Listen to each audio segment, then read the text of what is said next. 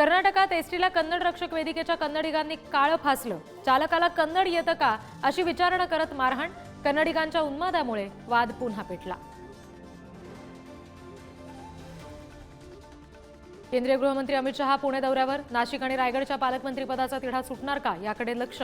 अजितदादांची राष्ट्रवादी आणि शिंदेंच्या शिवसेनेत रस्सीखेच। मराठी साहित्य संमेलनाचं नरेंद्र मोदी यांच्या हस्ते उद्घाटन। संमेलनातील मोदी आणि पवारांच्या बोलक्या दृश्यांची राजकीय वर्तुळात चर्चा। पवारांना खुर्चीवर बसण्यासाठी मोदींची मदत, तर मोदींच्या हस्ते संमेलनाच्या उद्घाटनाचा मला आनंद, पवारांचं विधान।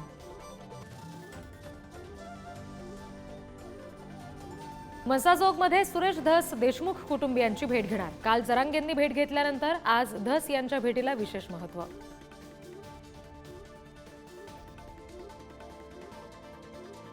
छावा चित्रपटात शिर्के सरदारांची बदनामी। गणोजी शिर्केंना खलनायक दाखवल्यानं नवा वाद।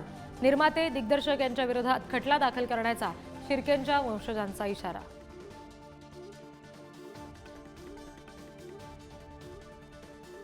आजपासून कोकणात आंगणेवाडीच्या यात्रेचा उत्साह। भराडी देवीच्या दर्शनाला लाखो भाविक कोकणात। यात्रेची ही जय्यत तयारी।